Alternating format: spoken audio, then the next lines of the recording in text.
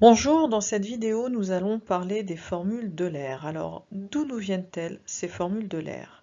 Donc, si nous partons de la définition d'exponentielle iθ, qui est donc définie comme étant égale à cosinus θ plus i sinus θ, nous allons pouvoir exprimer l'exponentielle moins iθ, c'est-à-dire l'appliquer à l'angle moins θ.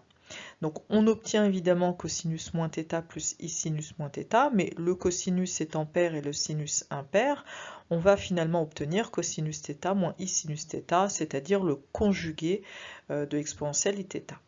Évidemment pour tout état réel.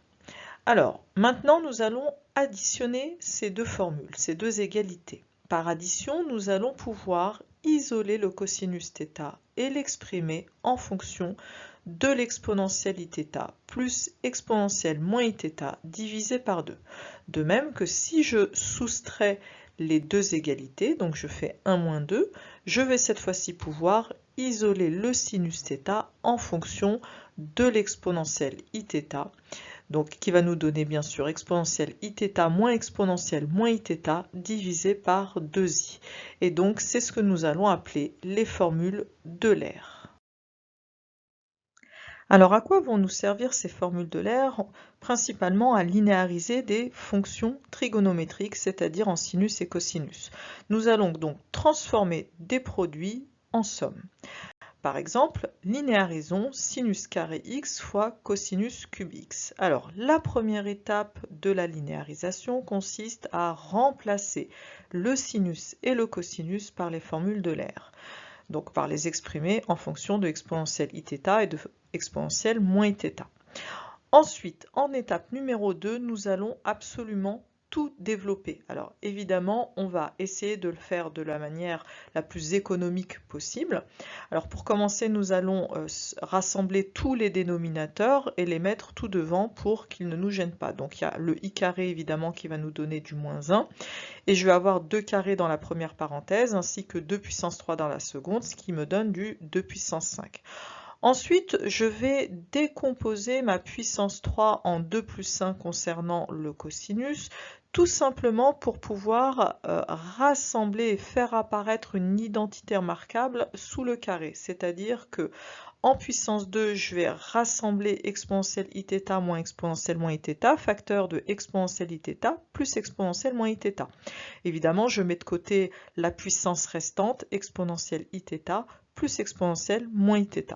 Alors, bon, j'ai fait en sorte évidemment de me retrouver avec la troisième identité remarquable, a plus b facteur de a moins b, ce qui me donne en développement deux termes, a2 moins b2. Alors, ensuite, il me reste encore à développer le carré que vous voyez ici apparaître en rouge, qui va me donner évidemment du a2 plus b2 moins 2 fois a fois b. Et donc, en dernière étape, je vais enfin développer les deux parenthèses restantes et distribuer l'exponentielle iθ dans un premier temps à tous mes termes de la première parenthèse, qui revient finalement à ajouter une valeur de θ, 1 θ à chaque puissance d'exponentielle. Et ensuite, je vais faire de même avec l'exponentielle moins iθ, et c'est-à-dire que je vais me retrouver à soustraire 1 θ à chaque puissance d'exponentielle. En troisième étape, nous allons regrouper par paire les exponentielles, comme vous pouvez le voir. Et enfin, en dernière étape, nous allons à nouveau appliquer les formules d'Euler pour repasser en écriture cosinus ou sinus, donc ce qui nous donne l'expression ci-dessus. Alors, une application de cette linéarisation, par exemple, pourquoi pas calculer l'intégrale de 0 à pi sur 4 de sinus carré x cosinus cube x dx. Évidemment, je vais m'appuyer sur la linéarisation qui vient d'être effectuée pour remplacer le produit de sinus-cosinus en somme de cosinus. Et donc, c'est immédiatement intégrable, donc en donnant une primitive directe de chacun des termes, ce qui me permet de calculer l'intégrale.